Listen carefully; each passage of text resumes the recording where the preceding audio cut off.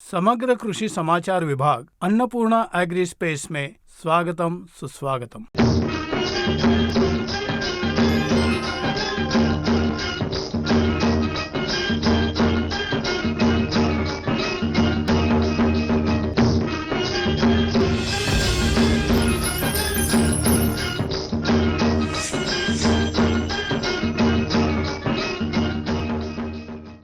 इस विभाग में हम मिर्ची की फसल के प्रबंधन के बारे में जानेंगे। हमारे यहाँ मिर्ची फसल सबसे ज़्यादा उगाई जाने वाली फसल है, लेकिन किसान ज़्यादातर मिर्ची की फसल में उन्हें आने वाली मुख्य समस्या यह है कि ये कीट की समस्या से उपज का बड़ा नुकसान हो रहा है। ये संकरित बीज आने के बाद एक पौधा 10-12 रुपए में बेच रहे हैं। हम पौधे लाकर रुपाई करने के बाद रुपाई के 10 दिन बाद ही कीट अधिक होकर पौधा अच्छी तरह से ना बढ़ने के बाद फल अवस्था में कीट का प्रादुर्भाव होकर फल चोट खाकर सड़कर सही रंग ना होकर उपज का नुकसान हो रहा है। हमें इन सब का ठीक से नियंत्रण करना है, तो उसे क्या करें? मिर्ची की फसल में किसानों को मुख्य रूप से नुकसान कीटों से ही होता है। हम रासायनिक उर्वरक का उपयोग कम नहीं करते, उसका जरूरत से ज्यादा इस्तेमाल करते हैं। ये सभी करते हैं। कितने प्रकार के रासायनिक कीटनाशक हैं, लेकिन उन सभी को खरीद कर छिड़कते हैं। कीट की दवाइयां इस्तेमाल करते हैं। ये सभी करते हैं, लेकिन इन सभी की हमारे मिर्ची के फसल में ना आने के लिए हमें क्या करना चाहिए, ये हम नहीं सोचते।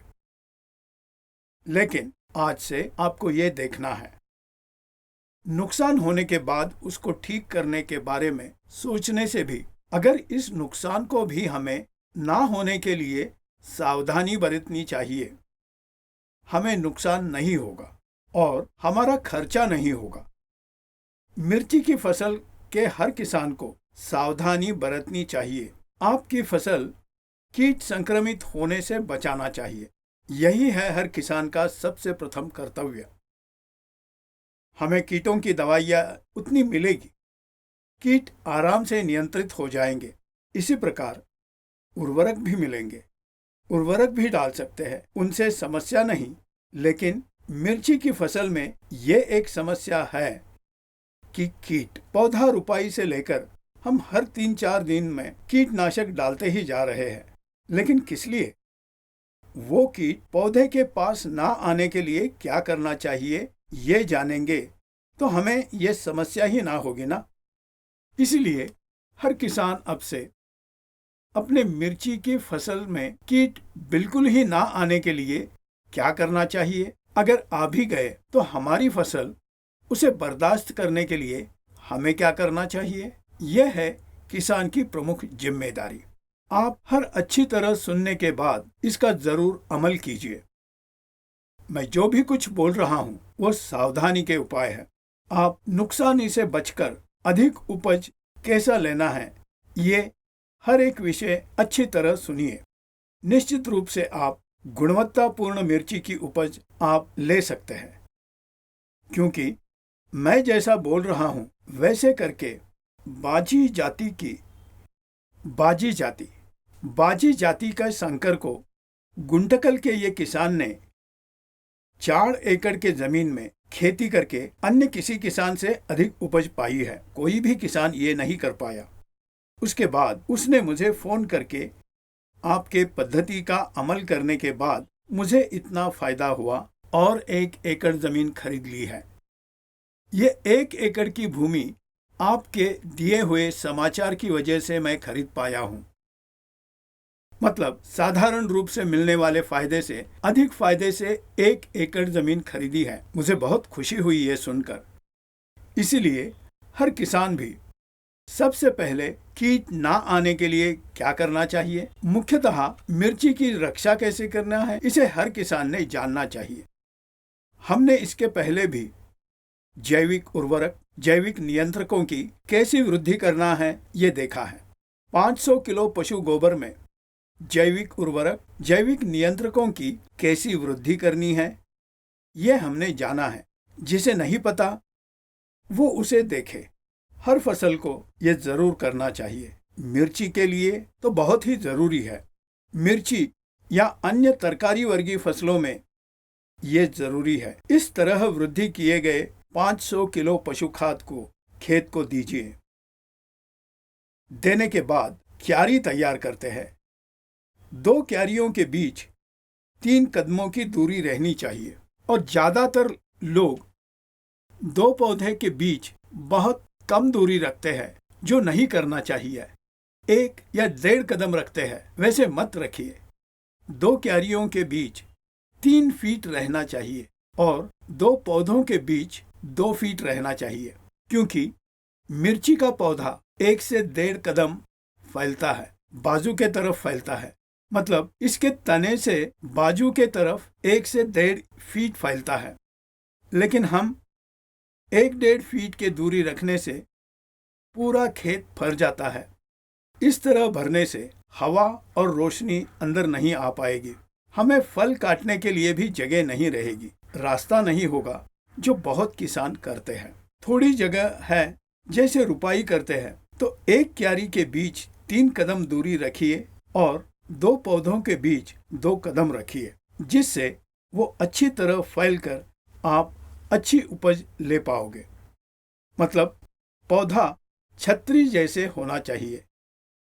मुख्यतः तरकारी के फसल में छतरी जैसा बढ़ना है, लकड़ी की तरह ऊपर नहीं बढ़ना है। यही गलत करते हैं, पौधों को बढ़ने का मौका नहीं देता है। मिर्ची या तरकारियों के पौधों को छतरी जैसा बढ़ने का मौका नहीं देते, जिससे वो लकड़ी की तरह ऊंचा हो जाएगा। मिर्ची के लिए 5 कदम में ऊंचाई जरूर ही चाहिए। उतनी ऊंची होने के बाद उपज नहीं आएगी। 3 कदम काफी है। 3.5 कदम भी ठीक है, लेकिन चौड़ाई होनी चाहिए। पौधा जितना चौड़ा होगा उतनी अच्छी उपज मिलेगी। इसलिए 2 क्यारियों के बीच कम से कम 3 कदम दूरी होनी चाहिए और 2 पौधों के बीच 2 कदम दूरी होनी चाहिए। इसके पहले खेत में 500 किलो पशु खाद वृद्धि करके देना चाहिए। उसके बाद क्यारियां बनाकर रुपाई कीजिए। रुपाई के बाद पौधा जमीन में जड़ व्यवस्था अच्छी बढ़कर उसके बाद रुपाई के बाद 15 से 20 दिनों के बाद पहले बार उर्वरक दीजिए। पहले बार उर्वरक देने से पहले आप एक बार रुपाई के बाद हर पौधे को ठीक से हम गुड़ के पानी में बढ़ाया हुआ ट्राइकोडर्मा विरिडी स्यूडोमोनास इस द्रावण से ड्रेंच कीजिए। 1 एकड़ को 1 किलो ट्राइकोडर्मा विरिडी और 1 किलो स्यूडोमोनास फ्लोरोसेंस, इन्हें 2 किलो गुड़ में 48 घंटे भिगोइए। उसके बाद हर पौधे को भिगोइए। पौधे के जड़ के पास ठीक तरह डालिए। ऐसा करने से जड़ के पास जमीन में जो हानिकारक सूक्ष्म जीवाणु होंगे वो मर जाएंगे। इस तरह भिगोइए। इस तरह हम जड़ व्यवस्था का टीकाकरण कर रहे हैं। उसके बाद पहली बार उर्वरक कैसे देना चाहिए ये जानेंगे। उर्वरक प्रबंधन पद्धति जानने के बाद कीट नियंत्रक पद्धति भी हमें जाननी है। तो अब तक हमने रुपाई की है। इसके 10 दिन बाद जड़ व्यवस्था का टीकाकरण किया है। अब हम उर्वरक और उसके प्रबंधन के बारे में जानेंगे। मैंने कृषि क्षेत्र में कदम रखने के बाद देखा है कि हर किसान 1 एकड़ में 20 से 25 बोरियां रासायनिक उर्वरक डाल रहे हैं। मतलब अपने नुकसान को हम खरीद रहे हैं। जरूरत से ज्यादा 20 से 25 बोरियां उर्वरक डालने से कोई भी उपज नहीं बढ़ेगी। आपकी उपज का नुकसान कहाँ हो रहा है ये सोचना चाहिए। रासायनिक उर्वरक अधिक देने से उपज मिलेगी, ऐसा सोचना मूर्खता है। जरूरी नहीं है। मिर्ची की फसल में उपाय करने के बाद 10 से 15 दिन के बाद उर्वरक शुरू करना है। 6 बार उर्वरक डालना है। ये 6 बार भी किसी भी बार उर्वरकों को बोरियों के हिसाब से नहीं देना चाहिए। पहले मिश्रण को तैयार करना चाहिए। इससे पहले ही खेत में उर्वरक कैसे डालना है ये मैंने बताया है। 90 से 120 दिन के फसल को मैं उर्वरक कैसे देना है, 150 से 180 दिनों के फसल में उर्वरकों को कैसे देना है, उनका मिश्रण भी कैसे तैयार करना है, ये भी बताया है। इस वीडियो को आप एक बार देखिए। तो पहली बार मतलब वृद्धि अवस्था। इस वृद्धि अवस्था में उर्वरकों को 2 बार एक ही मात्रा में देना है। इस मिश्रणों को कैसे तैयार करना है वो अब बताता हूँ। वैसे ही तैयार कीजिए। संभ्रमित होकर बाजू वाले किसान की फसल मुझसे ऊंची है ऐसे घबराकर सिर्फ डीएपी यूरिया को मत दीजिए। वो जरूरी नहीं है। पौधा जरूरत से अधिक बढ़ना नहीं है। जरूरत से अधिक पत्ते भी नहीं होना चाहिए। आप वो देखकर खुश नहीं होना है। पत्ते को देखकर, उसकी वृद्धि देखकर खुश हो जाता है। वो किसान उपज देखकर ढीला पड़ जाता है। वो नहीं चाहिए। पौधा जैसे बढ़ना चाहिए उतना ही फलने दीजिए, फैलने दीजिए। जरूरत से ज्यादा बढ़ रहा है तो बीच वाले पत्ते काट दीजिए, तभी पौधा फैलता है। जितना बाजू में फैलता है उतनी अच्छी उपज मिलती है। उसी तरह मिर्ची के किसान वृद्धि अवस्था में 2 बार 15 से 20 दिन के अंतराल में डालने के लिए उर्वरकों का मिश्रण अभी तैयार करना है। वो कैसे करना है कि 25 kilo urea, 20 kilo DAP, 15 kilo potash, 20 kilo कोकोली, 20 किलो पुडमी, 25 किलो मैग्नीशियम सल्फेट, 10 किलो सूक्ष्म धातुओं का मिश्रण, ये सभी को मिलाकर हमें एक मिश्रण तैयार करना है। सूक्ष्म धातुओं के मिश्रण के लिए प्रतिभा बायोटेक का स्टफ उपलब्ध है। मैग्नीशियम सल्फेट मैग्नेट नाम से उपलब्ध है। तो इन सभी का सिर्फ किलोग्राम में ही इस्तेमाल कीजिए, ना कि बोरियों में करना है। इस मिश्रण को तैयार करके अच्छे से मिलाकर हर पौधे को ठीक से पहुंचेगा ऐसे समानता से दीजिए। इसी मिश्रण को 15 से 20 दिन के बाद फिर से दोहराइए। इस मिश्रण को तैयार करके पौधों को दीजिए। तो प्रथम वृद्धि अवस्था में पौधों को जो भी चाहिए ये सभी प्रकार के पोषक द्रव्य दिए हैं। आप केवल डीएपी या यूरिया देने से काफी नहीं होगा। पौधे को हर अवस्था में सभी प्रकार के पोषक द्रव्य देना चाहिए।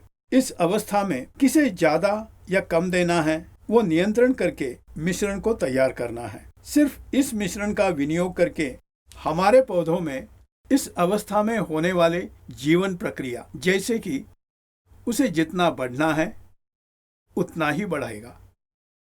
दबाव डालने से पुनरुत्पत्ति करने की शक्ति घट जाएगी, सिर्फ पौधा ही बढ़ेगा। पुनरुत्पत्ति करने की शक्ति घट जाएगी। यह हम गलत कर रहे हैं। तो पौधे की वृद्धि के लिए दबाव ना डालिए। जब भी हम दबाव डालते हैं तब पुनरुत्पादन करने की शक्ति खो जाती है। वो प्रक्रिया हम ही कर रहे हैं, मगर उसे नहीं करना है। पौधे पर दबाव डाले ऐसे रासायनिक उर्वरक या रासायनिक कीटनाशक या दवाइयाँ कुछ भी इस्तेमाल ना कीजिए। सिर्फ जरूरी है तभी देना। तो इस तरह हम इस मिश्रण को तैयार करने के बाद 15 से 20 दिन के बाद फिर उसी तरह मिश्रण को तैयार करके दूसरी बार देना चाहिए। इस तरह वृद्धि अवस्था में जो उर्वरक देना है ये दे चुके होंगे। इसके बाद पुष्पधारणा अवस्था शुरू होगी। इस अवस्था में उर्वरकों का मिश्रण कैसे बनाना है ये बताता हूँ। अच्छे से नोट कीजिए। पुष्पधारणा में 15 kilo urea, 25 kilo DAP, 10 kilo potash sulphur जो 90% होता है, वो 3 किलो कोकोली 10 किलो, पुड़मी 10 किलो, इन सभी का एक मिश्रण तैयार करके फिर सभी पौधों को समानता से दीजिए। अभी भी किलोग्राम्स में ही देना है। इस तरह तैयार किए हुए मिश्रण को फलधारणा अवस्था में 2 बार देना है। 20 दिन के अंतराल में 2 बार देना है। इसे देने के बाद पौधे में फलधारणा शुरू होती है। फलधारणा अवस्था में मिश्रण इस तरह होना चाहिए कि 10 किलो यूरिया, 5 किलो डीएपी और 25 kilo potash, 25 kilo calcium nitrate, 10 kilo कोकोली, 10 किलो पुड़मी। ये सभी सिर्फ किलो में ही होना चाहिए। इस मिश्रण को भी हम फलधारणा अवस्था में 2 बार देना चाहिए। फसल की अवधि ज्यादा हो, तीसरी बार भी दे सकते हैं। मात्रा किलोग्राम में ही देना है। अगर फसल की अवधि ज्यादा हो, 20 दिन ज्यादा हो, तो मतलब कटाई के बाद और 20 का फसल अवधि हो, तो उसमें फिर एक बार इस मिश्रण को डाल सकते हैं। इस तरह 2 से 3 बार इस मिश्रण को तैयार करके फसल को दे सकते हैं। अब तक हम सभी अवस्था में सभी पोषक तत्व देते हैं। कार्बन दिया है, कोकोली देने से पीएच को नियंत्रित किया है, नाइट्रोजन दिया, फास्फोरस दिया है, पोटेशियम दिया है, मैग्नीशियम सल्फेट देने से मैग्नीशियम और सल्फर दे रहे हैं। फलधारणा अवस्था में कैल्शियम देने से पौधे को कैल्शियम मिल रहा है। सभी प्रकार के सूक्ष्म धातुओं का मिश्रण भी दे रहे हैं। 16 प्रकार के मूल तत्वों को पौधे को दिया है और सभी अवस्था में जिस अवस्था में किस तत्व की जरूरत है वैसा मिश्रण तैयार करके 16 प्रकार के मूल तत्वों को हमने 6 से 7 बार पौधे को दिया है। यह है पौधे को स्वास्थ्यपूर्ण बढ़ाना। इस तरह किलोग्राम में मिश्रण बना के उर्वरक देने से पौधे की पुनरुत्पत्ति की शक्ति अच्छे से बढ़कर अधिक उपज मिलेगी। जो किसान पौधे की वृद्धि के जुनून में पड़ोसी किसान 1 बोरी डीएपी इसे डालकर हमारे खेत से उसका खेत थोड़ा भी बढ़ गया, हमें नींद नहीं आती और कई बोरियां ले आकर डालते हैं। ऐसा मत कीजिए। वृद्धि को देखकर खुश होने वाला किसान उस खुशी को सिर्फ उपज तक ही रहेगी। उपज के वक्त ढीला पड़ जाएगा। इसीलिए सिर्फ वृद्धि के लिए आप फसल मत लीजिए। पौधे में पुनरुत्पत्ति शक्ति अधिक होनी चाहिए, उपज अच्छी होनी चाहिए, फल का आकार बड़ा होना चाहिए, फसल गुणवत्तापूर्ण होनी चाहिए। ये सभी लक्ष्य होना चाहिए। ऐसे होने के लिए हमें किलोग्राम में सही प्रकार के पोषक तत्व पौधे को देना चाहिए। तो ये है, हम मिर्ची के फसल में 6 से 7 बार उर्वरक देना चाहिए। वृद्धि अवस्था में 2 बार, फलधारणा अवस्था में 3 बार देना चाहिए। हर बार किलोग्राम में ही देना है। कार्बन, हाइड्रोजन को नियंत्रित करने वाला कोकोली, सूक्ष्म धातुओं का मिश्रण स्टफ को दीजिए। मैग्नीशियम सल्फेट को जरूर दीजिए। कैल्शियम नाइट्रेट को भी दीजिए। ये सभी करने से हमारा पौधा स्वास्थ्यपूर्ण बढ़ता है और कीटों को बर्दाश्त कर सकता है। इस तरह हम पूरे पोषक तत्वों को आहार को देने से काफी सारे कीटों का हम प्रतिबंध कर सकते हैं। मतलब कीटों को सहने की शक्ति पौधे में पूरी तरह मिल जाती है। जब हम पोषक तत्व पहुंचाते हैं, जैसे हम कोरोना वायरस से बाहर पड़ने के लिए डॉक्टर को ये बोलते हैं कि अच्छा आहार ले लो, पौष्टिक आहार ले लो, क्योंकि व्याधि निरोधक शक्ति बढ़ाने के लिए पौधों में भी केवल यूरिया, डीएपी इस्तेमाल करने से पौधे की वृद्धि होगी, लेकिन उनमें पुनरुत्पत्ति शक्ति नहीं होगी। पौधे को हम पुनरुत्पत्ति के दिशा में बदलना है। इस दिशा में पौधों को बढ़ाना है। हमें उपज चाहिए। सिर्फ पौधा बढ़ाने से उपज नहीं आएगी। ये हर किसान ने अमल करना चाहिए।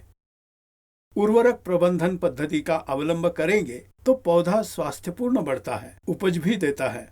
इस प्रकार के बाद मुख्यतः मिर्ची में कीट बहुत नुकसान पहुंचाते हैं। मैंने इसके पहले के भाग में पौधे कैसे बढ़ाना है ये दिखाया है।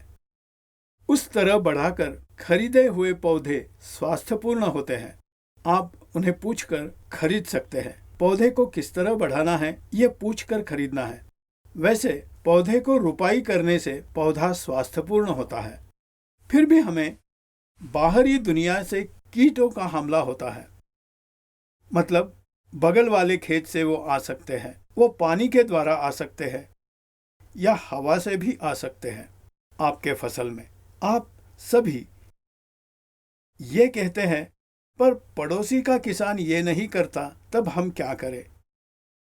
हो सके तो पड़ोसी किसानों को समझाइए मिलजुल कर काम करने के लिए। कीट नियंत्रण करने के लिए उन्हें भी आह्वान कीजिए। सिर्फ मैं ही अच्छा रहूंगा ये ठीक नहीं है। पड़ोसी किसान अच्छी खेती करता है तो अपनी फसल भी अच्छी रहेगी। पड़ोसी के खेत में कीट बहुत ज्यादा हो तो उसमें आपका भी नुकसान है।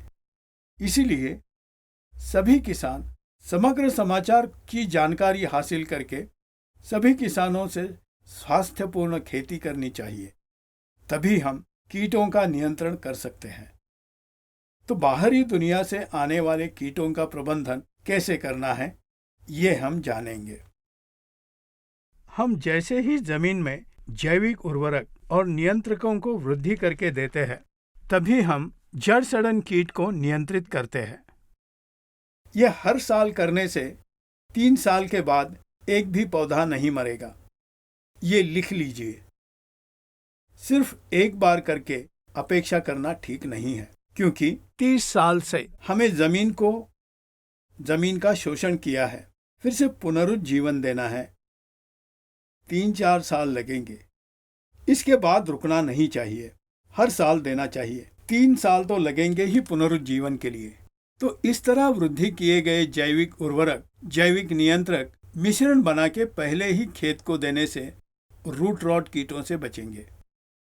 उसके बाद रुपाई के 10 दिन बाद भिगोना चाहिए। ट्राइकोडर्मा विरोडी स्यूडोमोनास फ्लोरोसेंस को गुड़ के पानी में मिलाकर 48 घंटे के बाद पौधे को भिगोना चाहिए। जड़ व्यवस्था स्वस्थ रहेगी, क्योंकि ज्यादातर कीट जमीन से ही आते हैं। जड़ व्यवस्था स्वस्थ होने से कीटों को रोक देते हैं। उसके बाद भी ड्रेंचिंग करने के 15 दिन बाद फिर से एक बार pseudomonas fluorescens 1 kilo, bacillus subtilis 1 kilo, मतलब फ्लिक सर्वर 1-1 किलो लेकर गुड़ के पानी में 48 घंटे भिगोकर वृद्धि करके उसे पिचकारी कीजिए। इस पिचकारी करने के वक्त कोई भी रसायन इसमें नहीं मिलाना चाहिए, तो अच्छे परिणाम मिलेंगे। आप अगर कोई भी नियंत्रण छिड़क रहे हैं, सभी अलग ड्रम में डालकर तभी छिड़काव कीजिए, लेकिन कीट नियंत्रकों में मिलाकर इसे इस्तेमाल नहीं करना चाहिए। वैसे करना गलत है, लेकिन आप स्यूडोमोनास फ्लोरोसेंस, बैसिलस सबटिलिस को छिड़काव करते समय कीट नियंत्रक नहीं देते हैं, क्योंकि जब कीट नियंत्रक इनमें मिलाते हैं, ड्रम में ही बैक्टीरिया मर जाते हैं। कीट नियंत्रकों के साथ जैविक नियंत्रकों को मिलाना नहीं चाहिए। अगर रसायन का इस्तेमाल कर रहे हो तो इसे अलग से ड्रम में डालिए। अगर ज्यादा वक्त रखते हैं तो नुकसान हो जाएगा। उसी वक्त ड्रम में डालकर इस्तेमाल कीजिए। तो इस तरह दूसरी बार छिड़कने से दूसरा टीकाकरण किया है हमने। इसके बाद पौधों को लगभग कीटों को बर्दाश्त करने की शक्ति आ जाएगी। इस बाहरी दुनिया से मतलब अगर पड़ोसी किसान खेती को ठीक से नहीं देख रहा था, हवा के द्वारा कीट संक्रमण का संभव होता है। ज्यादातर मिर्ची में तना सड़न, फल सड़न ये रोग ज्यादा होते हैं।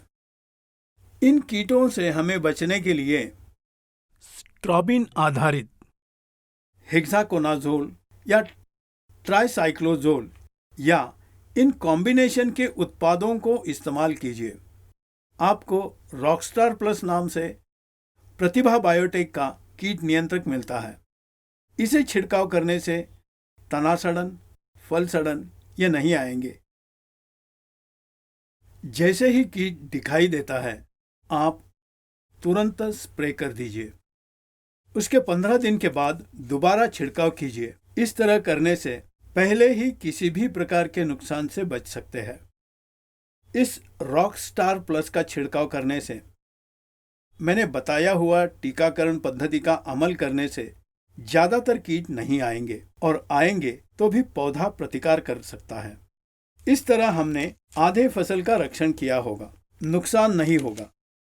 अगर आए तो कीट नियंत्रक रॉकस्टार प्लस को इस्तेमाल कीजिए। कीट अगर कम हो तो कॉपर ऑक्सीक्लोराइड को या मैंकोजेब को इस्तेमाल कीजिए। ये इस्तेमाल करके देखिए। इस्तेमाल करने के बाद भी नियंत्रण नहीं हुआ तो रॉकस्टार प्लस को, मतलब स्ट्रॉबिन बेस्ड फंगीसाइड दीजिए। वो छिड़काव करने से कीट नियंत्रण हो जाएगा। यह है कीटों के नियंत्रण करने की पद्धति। उसके बाद मिर्ची में ज्यादातर कीड़े रस चूसने वाला कीड़ा और बेरी बोल वर्म कीड़ा, इसमें ज्यादातर हरा कीड़ा और कैटरपिलर आते हैं। कैटरपिलर और हरे कीड़ों का नियंत्रण करने के लिए इमामेक्टिन के कॉम्बिनेशंस आते हैं, तो उसका छिड़काव करने से, सुपरकोमा डूजी उत्पादनों को छिड़काव करने से ये कैटरपिलर और हरे कीड़ों का नियंत्रण कर सकते हैं। उसके बाद रस चूसने वाले कीड़े ज्यादातर मिर्ची में खटमल ज्यादा होते हैं। इस सफेद और लाल खटमल या खुजली वाले कीड़ों को नियंत्रित करना हो तो अबामेक्टिन बेस्ड कॉम्बिनेशंस होने वाले उत्पादों को हमें इस्तेमाल करने से खटमल प्रजाति का निवारण कर सकते हैं।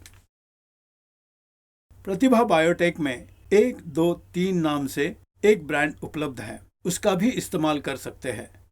इसका इस्तेमाल करने से बिना पंख के खटमल वर्गीय खुजली वाले कीड़े जो भी हैं कंट्रोल हो जाएंगे। अगर सफेद मच्छर, हरा मच्छर मतलब पंख वर्गीय रस चूसने वाले कीड़े, इनका प्रभाव अधिक हो तो थायोमिथॉक्सिन या फिर इमिडाक्लोप्रिड, डायनोटोफ्यूरॉन, डाइफेंथ्यूरॉन और एक उत्पाद नितिन पायरम, इन्हें मिलाकर आप छिड़काव करने से ये पंख वाले रस चूसने वाले कीड़ों का नियंत्रण कर सकते हैं। तो ये है कीड़े या रस चूसने वाले कीड़ों को कैसे नियंत्रित करना, इस विषय पर समाचार। इसीलिए हर किसान भी नर्सरी में पौधे को सावधानी से बढ़ाना चाहिए, वैसे उगाए हुए पौधों को ही खरीदना चाहिए। उसी तरह किलोग्राम्स में मिश्रण बनाकर 6 से 7 बार देना है। उसके बाद कीट नियंत्रण, कीटों को कैसे नियंत्रित करना है, इसके बारे में भी मैंने बताया है। हर किसान पहले से ही सावधानी बरत के ये सभी उपचार कीजिए। स्यूडोमोनास फ्लोरोसेंस को, बैसिलस सबटिलिस, ट्राइकोडर्मा विरिडी को पहले से ही देने से कीटों को नियंत्रित कर सकते हैं। कीट नहीं आए उस पर निश्चिंत ना रहे। कीट आने के बाद नियंत्रण करना बहुत मुश्किल होगा। कीट आए या ना आए, टीकाकरण जरूर कीजिए। वो कैसे करना है ये मैंने बताया है। टीकाकरण जरूर करना चाहिए, जैसे अपने बच्चों को करते हैं। पोलियो आने से पहले टीकाकरण करते हैं, ना तो आने के बाद। मीजल्स आने के बाद टीकाकरण करते हैं, क्या नहीं है? इसी तरह पौधे को पहले से ही टीकाकरण करना है, क्योंकि वो एक जीव है। इसीलिए कीट आने के पहले से ही टीकाकरण करने से कीटों के आक्रमण को सहन करता है पौधा। कीट आते ही पौधा उसका सामना कर सकता है, तब हमारा नुकसान नहीं होगा, उपज नहीं कम होगी और अधिक उपज मिलेगी जो गुणवत्तापूर्ण होगी। अच्छे रंग और आकार के फल मिलेंगे। तो मिर्ची उगाने वाले हर किसान इन सभी उपायों का जरूर अमल करे, ऐसी आशा व्यक्त करता हूँ। धन्यवाद।